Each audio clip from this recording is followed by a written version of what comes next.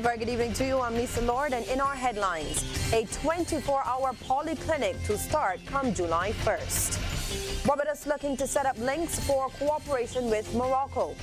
A number of the United Kingdom's top-selling agents are in Barbados as British Airways celebrates 65 years of coming to this island. And in sports, Sri Lanka stay alive in the World Cup by defeating England.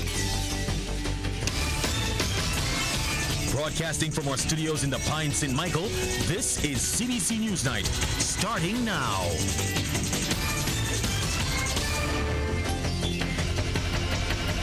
And in our top story, the highly controversial 24-hour polyclinic service is set to finally get underway, but just one clinic is being used instead of the proposed two. Health and Wellness Minister Lieutenant Colonel Jeffrey Bostic called a last-minute media briefing at the ministry's headquarters this afternoon, and our Shane Jones was part of the press corps that was there, and he joins us live now with that big story as always. So Shane, that service is finally getting underway, but one polyclinic instead of two. So what happened? What changed? Yes, Lisa, and I know you'll remember during the last election cycle, the Barbados Labour Party promised to make the 24-hour service available to Barbadians. Now, let me just walk it back a bit for you. At that time, the Winston Scott Polyclinic and the Randall Phillips Polyclinic were identified as the two that would accommodate the extended service, and it was supposed to be rolled out since last October. Now, those two polyclinics were visited, and it was then determined that the David Thompson Health and Social Services Complex would replace the Randall Phillips Polyclinic as one of the two. However, after staff raised some issues through the unions, the date was pushed back to June of this year.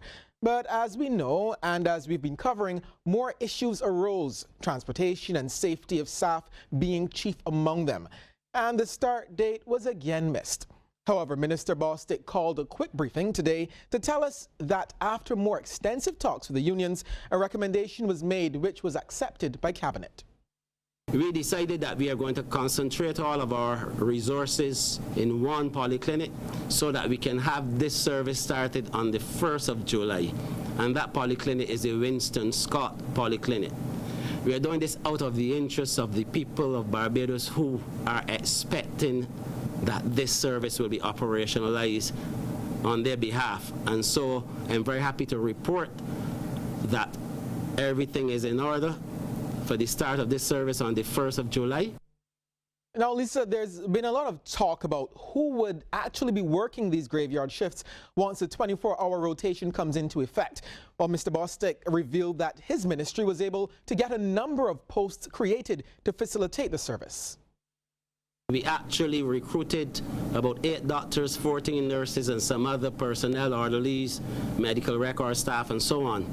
The clinical staff, the nurses and the doctors who would be operating within these two polyclinics 24 hours, actually did a certification course that was executed by the Accident and Emergency Department staff at the Queen Elizabeth Hospital. Now, something important to note, Minister Bostic says they're not giving up on having the 24-hour service in St. John as well. It's just that they have to take into account all the issues raised and will be monitoring how things go at the Winston Scott Polyclinic first.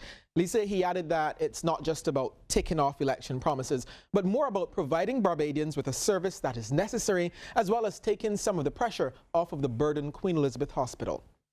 So, Shane, I haven't heard you mention the unions. Have they signed off on this? Because I'm hearing differently. That's where it gets a little interesting. I asked Minister Bostic that question myself, and he said he cannot speak for the unions, that he would have to ask them directly. We would have to ask them directly, and of course, that's exactly what we did. Our newsroom contacted NUPW Acting General Secretary Delcia Burke, and in a telephone call with one of our reporters, she said they are adopting a wait-and-see approach as they cannot respond on the move until the full membership has been notified. Well, a meeting is scheduled for NUPW headquarters at 11 tomorrow morning. Ms. Burke failed to state, however, whether the NUPW was in support of the move, but stressed that the present nursing complement still has a challenge in terms of workload for staff. Back to you, Lisa. So interesting times ahead. Thanks so much, Shane.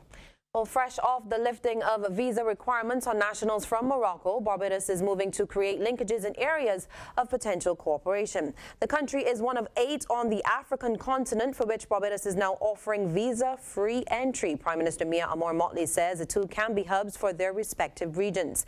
And the Prime Minister is part of a Barbados tourism and investment mission in Casablanca, Morocco. Among the delegation are government and private sector officials. Morocco, that hub in Africa with the Arab states, Barbados, that hub in the Eastern and Southern Caribbean, but to Central America, to Latin America, to North America. The geography supports it.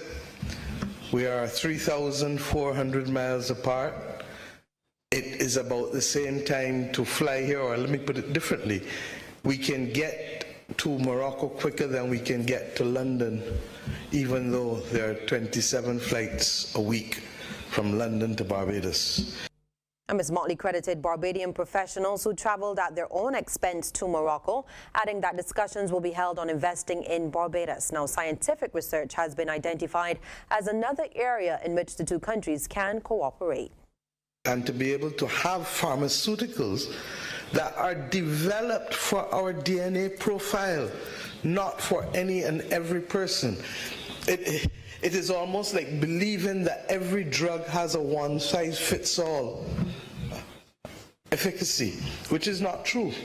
So that more and more South-South cooperation and cooperation among our peoples will get us to be able to tailor the right kind of pharmaceuticals that will have greater effectiveness for our populations.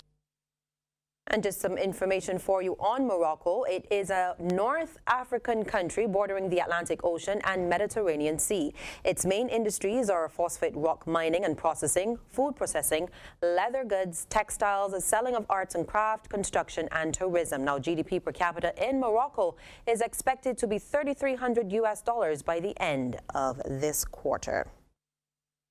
Well, there's still several opportunities for people who want to develop cultural or other heritage projects. This from Culture Minister John King, who says that the concessions under the Cultural Industries Development Act are still available.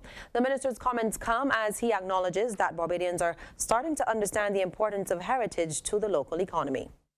I applaud the various property owners who have undertaken restoration of their historic properties across Barbados. Such restoration work not only improves the value of the property, but improves the aesthetics of the surrounding neighborhood. To date, only one organization has taken advantage of the concessions under the Cultural Industries Development Act.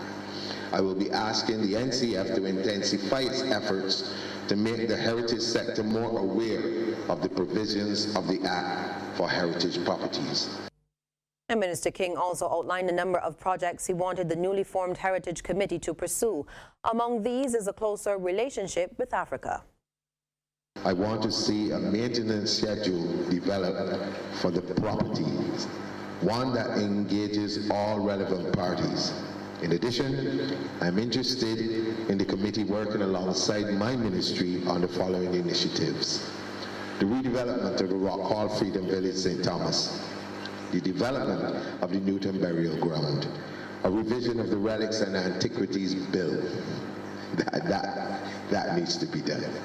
The restart of the Slave Route Project, the National Heritage Registry of Heritage Places. Government is moving to protect the island from potentially defaulting on its debt should a natural disaster strike.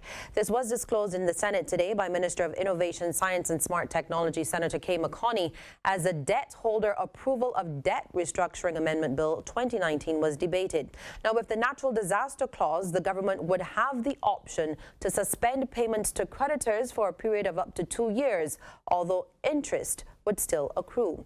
Senator McConney says this clause is significant considering the issues St. Kitts and Dominica faced in servicing their debts after they were seriously affected by hurricanes. It is to ensure that we build into these kinds of instruments the ease for us to be able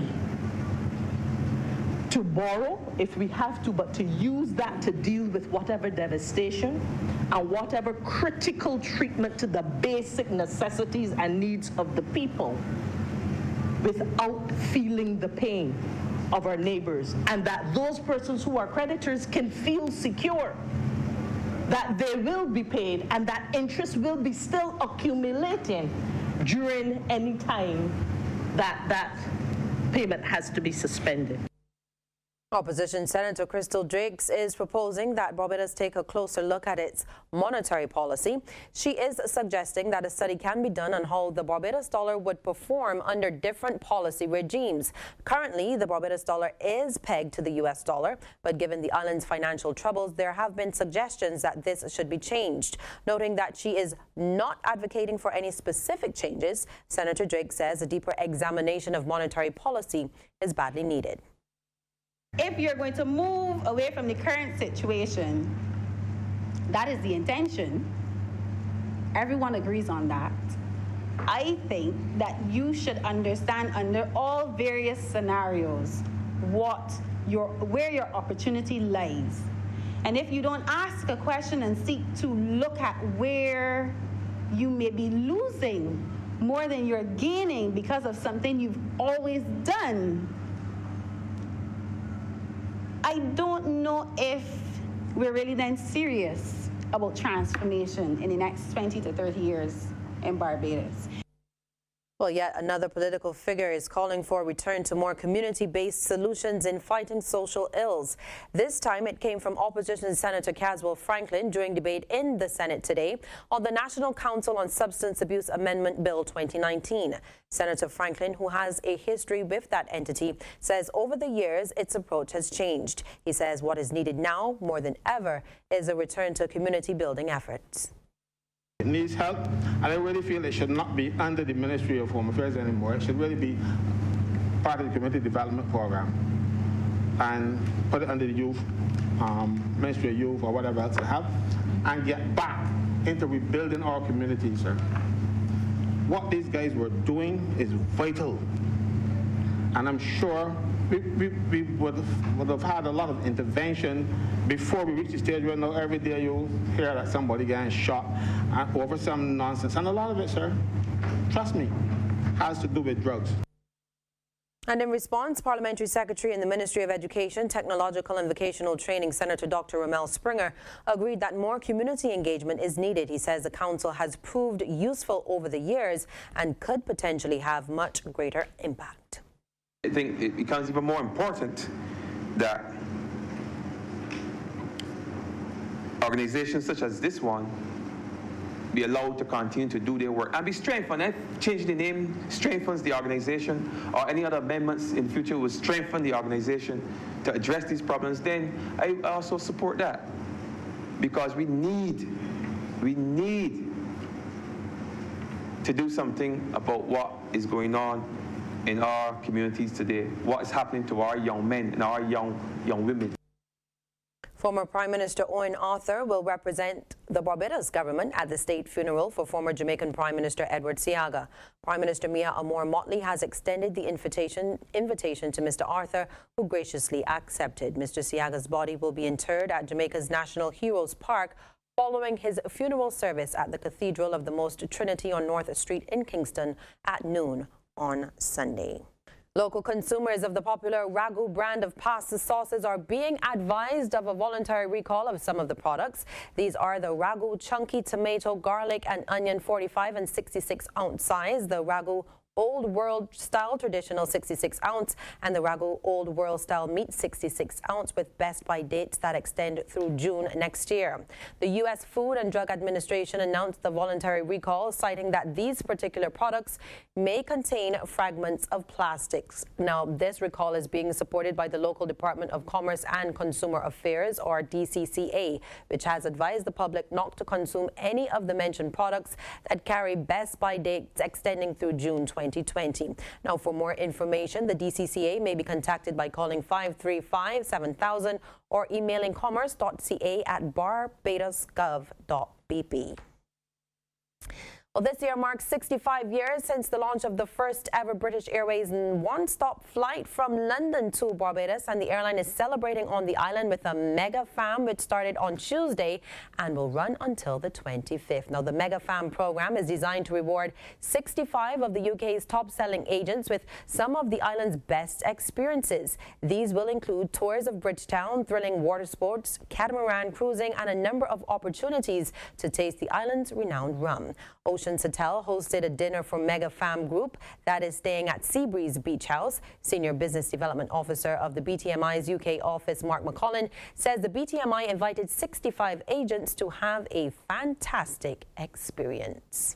We're going to do a little bit of everything, actually. They're going to see a few properties. That's always important. They are keen to see what new product there is here in Barbados. But we're also going to make it experiential as well, where they'll get to see the destination. So we've got an island safari planned. They're going to take a look at, they're going to get a chance to see St. Nicholas Abbey, catamaran cruise, and, just see some of the other activities that persons can do here in Barbados. Carib Tours is an Irish company specializing in luxury tailor-made holidays to the Caribbean, and general sales agent Alan Sparlin says that he is having the time of his life. This is my first time to Barbados, and already I love it. And you know, honestly, what makes it special? The people. Well, immediately, the minute I came here, from the smiley faces, I said, I'm going to like this place, and I love it. And it doesn't matter about the clouds, they'll go, but I just love it. So yeah, can't wait to send clients here. Good stuff. Well, Barbados is on track for another record year in tourism. Chief Executive Officer of the Barbados Tourism Marketing Inc., William Billy Griffith, says the island is already up 4% up to the end of May over the same period last year. He says Barbados has welcomed more than 324,000 visitors to the island so far. The UK market has grown by 9.6% over 2018. And the US, which has been showing consistent increases, is up 7.5% over last year. Other successes were recorded in the Caribbean, Central and South America, and also Germany. And we are watching closely the new Lufthansa service, which commences out of Frankfurt on the 28th of October this year. And Mr. Griffith was speaking during a breakfast trade show and seminar to mark BA's more than 60-year relationship with Barbados at Sandals Royal this morning. He says the airline has remained vital to the island's #1 source market over the last 6 decades by providing critical airlift.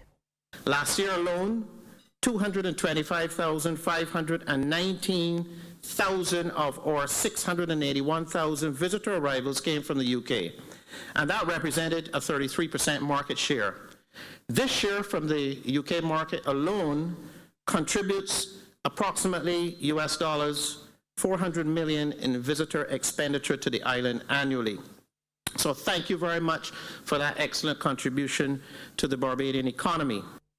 Regional news now, and Guyana's government and opposition are to meet to discuss electoral matters. The parties have until Monday to update the Caribbean Court of Justice on the way forward. Now, the opposition successfully tabled a motion of no confidence against the David Granger-led coalition government last December, and a subsequent ruling by the CCJ upheld the motion, which was passed in the National Assembly on December 21st. We have a report from NTN. Director General of the Ministry of the Presidency, Joseph Harman, told reporters on Thursday that the Caribbean Court of Justice, CCJ, cannot tell the government and the opposition when to meet. Harman noted that it is up to the two parties to decide in a suitable period to have such engagements. On Tuesday, following the ruling of the CCJ that the December 21, 2018 no-confidence motion was validly passed, the court instructed the government and opposition to return on June 24 to present submissions by way of a consequential order on the way forward. The full force of the rulings by the CCJ will be felt in the consequential order, including a date for general elections and actions regarding the appointment of a GCOM chairman, a process the court ruled as being flawed. Yeah, but Monday's orders does not set a time frame for the leaders of our country to meet. Our leaders will meet at their convenience when it is convenient for them to meet. But at all times, what we have said as government is that the door remains open for our leaders to meet. If in fact there is a request from the leader of the opposition for a meeting, we will accept that and we will meet. When asked whether the government has identified an agenda for the impending meeting, Harman said it is still to be determined. And so the two leaders, the president and the leader of the opposition, will meet, but they have to have a very clear agenda when the two persons are meeting. But it's basically to indicate and to demonstrate to the leader of the opposition and to all of Guyana that the president remains committed to engagement and to dialogue. A clergyman in Trinidad and Tobago is telling Roman Catholics that they must get back to basics and return to the principles of righteous living. Father Godfrey Stout made the call in his Corpus Christi homily in San Fernando, where he scolded churchgoers who are getting swept up in modern ways. They followed the host, the symbol of the body of Christ, through the streets of San Fernando. Parishioners paid solemn devotion to the very simple act that forms the crux of their religious faith, receiving communion. Except Father Godfrey Stout laments fewer people are turning up for this ritual, perhaps, he says, because they think they can disguise loose morals as modern norms. Either that people are holier now, or that people have lost the sense of sin, and I think the latter is more true. So that, for example, you could live in sin with somebody's husband, and it's okay then to put on your nice dandan and come to church and stick out your tongue like lizard and receive communion. No, it is wrong. Sin by any other name is still sin. He says living righteously means constant preparation to meet Jesus, both in the Eucharist at church and in the heavenly kingdom in the hereafter. Even the way people dress to come to pray. Father Stout wonders if some churchgoers come to spend time in devotion or to parade. I have a problem, my dear friends, with all these plunging necklines and receding hemlines. When you come into church, dress yourself properly. God gave you all that body is yours, but cover it properly. The book of Revelation don't need to be open for anybody else. God knows what he gave you and he knows what you have. So dress yourself properly. Then there's the way some Roman Catholics receive the Blessed Sacrament as more of an exhibition than a solemn act. I see people do all kinds of strange things. They take the host and they'll raise it up to Jesus to show him his, look, I get you. No, there's no need for that. Humor aside, though, Father Stout is concerned about the message telegraphed to young Christians when their elders bend God's rules. In Belize now, a 15-year-old Guatemalan has been charged for the death of an 8-year-old girl who was knocked down by the SUV he was driving. The boy was arraigned on a slew of charges, including manslaughter by negligence, causing death by careless conduct, and driving without a valid driver's license. We have a report from Channel 5. The 8-year-old Standard 2 student was knocked down on Tuesday afternoon as she rode her bicycle across this pedestrian ramp, a stone's throw away from the school. While the colors of the pedestrian ramp have faded, a sign indicating the location of the ramp is present. Her mother, Ana Ramirez, was contacted at around 4 o'clock. It was my brother-in-law who called me and said that they needed me to come to the hospital because Gabby was there.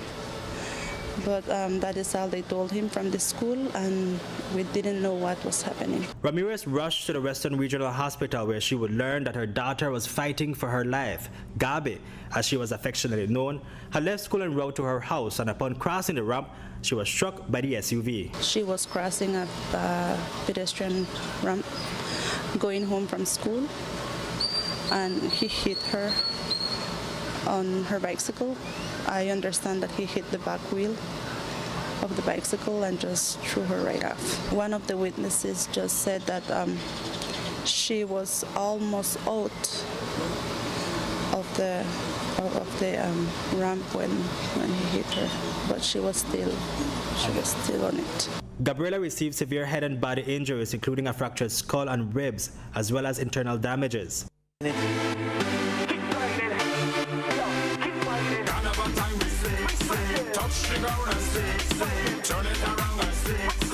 Tonight, our focus is on bashment soca, and in particular one rhythm from this genre that's taken Crop Over 2019 by storm. It's called V-Neck. Girl, I the rhythm is doing very well. You know, this is a rhythm that we brought all the younger generation bashment soca artists to the forefront.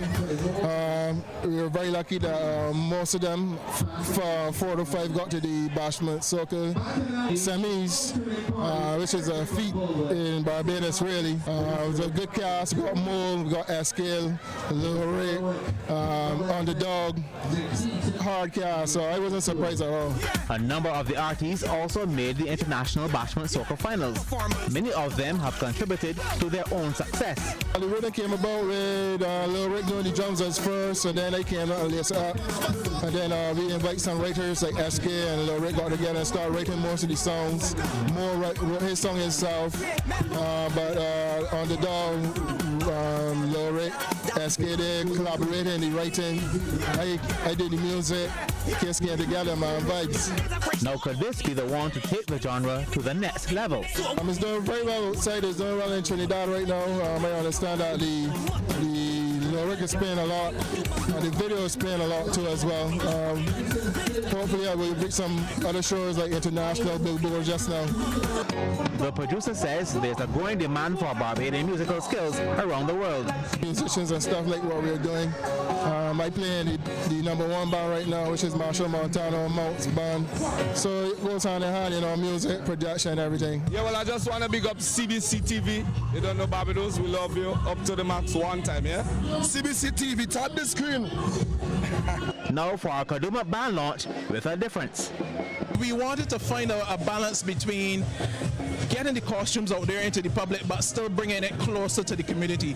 And we believe that bringing it to an area like Sheraton Center, where we have a wide cross sections of persons visiting on a daily basis, that we could have achieved that. And it was clear that today it was well received by everyone who was in the mall. So from that point of view, we were happy that the idea worked. Cover is everything. I look forward to it every year. It's one of the best times in Barbados. You get to really well out, have a good time. It's good for the economy.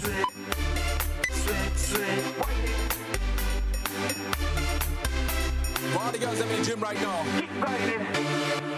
Keep grinding.